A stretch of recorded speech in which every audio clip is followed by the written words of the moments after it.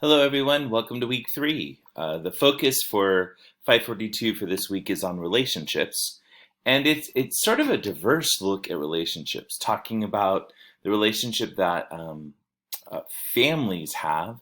You're going to be doing a couple of things to reflect on family dynamics and talking about what used to be a nuclear family, now looking at multi-generational families or even single families and how they support and interact with schools.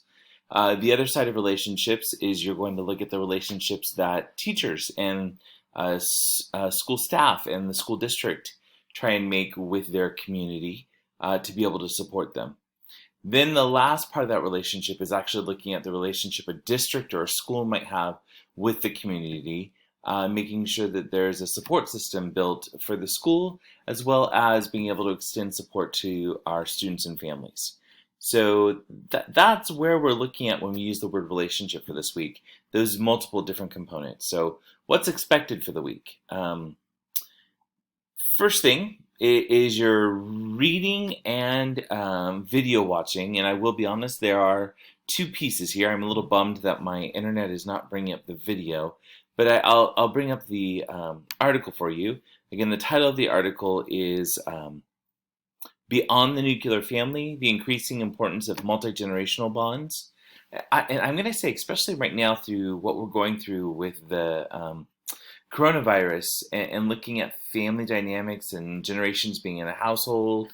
Also, I'm going to bring up the single family and those parents who are doing it by themselves. Some in this stay in place or shelter in place are really looking at coming together, and maybe two single families coming together, two moms with their kids, so that way they can support each other. That's not going to be in the article. The article, again, focusing on that nuclear family and what that means and the shift in dynamic from early 20th century to now into the 21st century. And then the bonds of the multi-generational, the need for support and those pieces. You're also going to have a discussion about divorce and how that affects in relationships too. That's the reading for the week, and I will be honest, this is a little bit longer article. It's about 14 pages of reading just to pace yourself. It will be something that you need to do before you get into the discussion board on Thursday night. As well as, again, the video is not being shown, but Rita Pearson is an administrator in the mid-Atlantic region. I believe it's somewhere in Georgia, but I'm forgetting right now. And she has a TED Talk on Every Kid Needs a Champion, and really talking about the relationship of a school staff member or a community member, really just being the advocate for the child. The importance that the teachers have in building those relationships and the need for that and the encouragement of that, especially for our students that are at risk, that and looking at the diverse at risk that they might be in, whether it's socially economic, special needs, all those pieces that come into place. So you'll listen to Rita, and TED Talk is about a good 20 minutes, so just pacing yourself. Both of these, the article and the video, do need to be viewed before you get into week three's discussion board, because it asks you to be reflective on the terminologies of the nuclear family, multi-generational bonds, and being that champion, as Rita brings up in her TED Talk. So please make sure that you cover both of those. The assignment that is due this week is a unique assignment where you're actually getting in and creating what they call a community correspondence. That's something that typically in a district, it's done by your your communications director, your PR person, and they will normally send a correspondence out to the community saying, hey, this organization wants to support our community. Sometimes it's just through flyers. Typically, most districts require that it's approved through the district office, so it would go through that correspondence or communications director's office. So you're thinking in that term now, and I know as educators think, well, why am I thinking that term? But it's about communicating with our communities, or our school communities. So your idea, the idea here, not your idea, you're going to find it, is to really connect with your communications department to see what community partnerships exist for your district. My prime example is we have a public schools foundation that supports Testing Unified.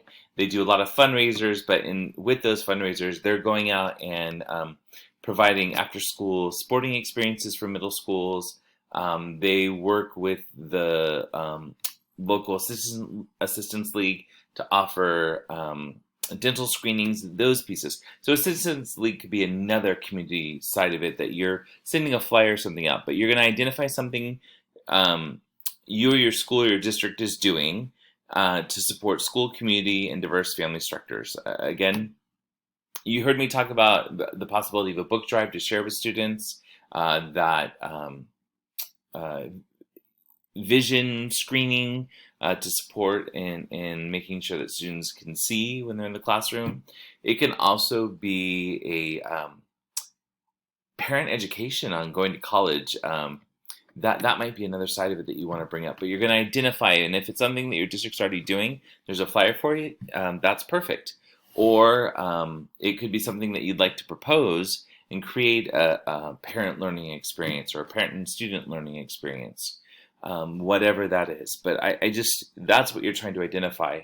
Then you're going to create what they call a press release. So you heard me talk about the possibility of a flyer, or it could be a press release is somewhat of a condensed, hey, this is what's going on. Let's give you this information out into the community. It can be typically added into a school newsletter or even the community newspaper as well. But that's what's considered a press release. And then you're going to devise a plan to communicate it with the appropriate community partners so you can showcase them and then provide the rationale. And these pieces, all what I'm looking for is your press release, and then a one-page paper sort of describing the plan of how you would go about submitting the press release, and to whom it would be for, and communicated with all the information right here in this point F. So that is what you're having to deliver by the end of this week, again, week 3. As I look further in the week, those are the big pieces that are due. Focusing again on relationships, that community relationship is where this assignment is coming from. But my reminder to you is to take a moment, pause, look at the Christian message. Be completely humble and gentle, be patient, bearing with one another in love. Make every effort to keep the unity of the Spirit through the bond of peace. I think it's a reminder as we're building relationships that it should be in a sense of support and love and peace.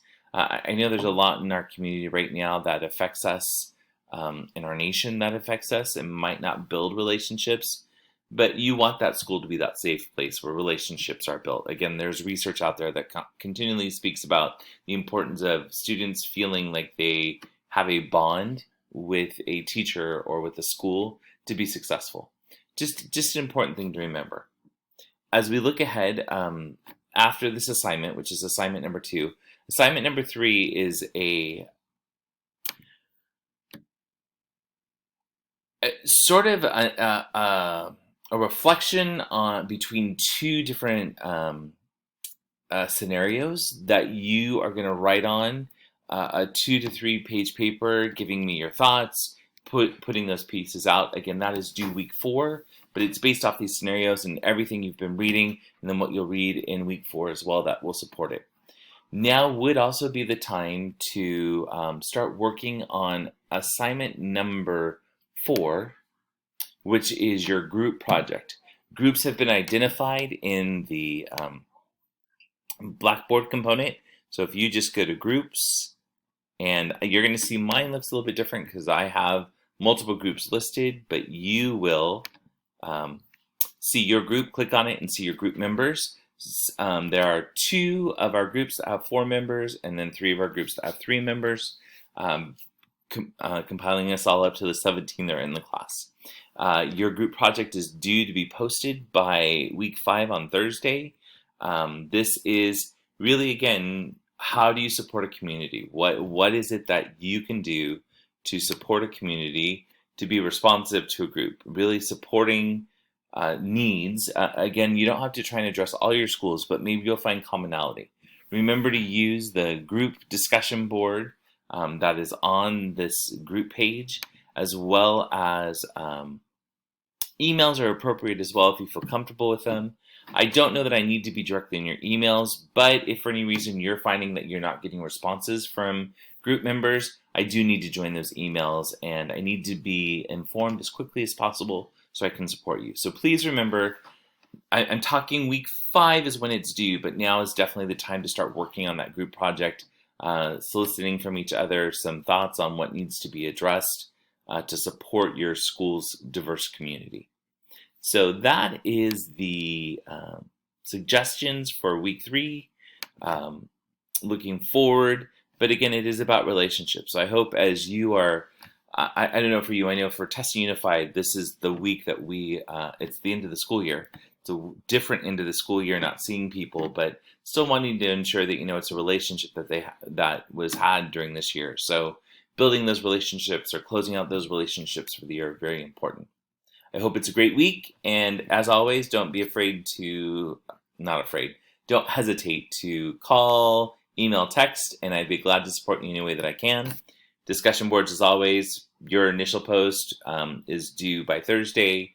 Your 2 responses to peers is due by Sunday. And your assignment is due this Sunday as well. And that's that community information or press release. Have a great week. God bless.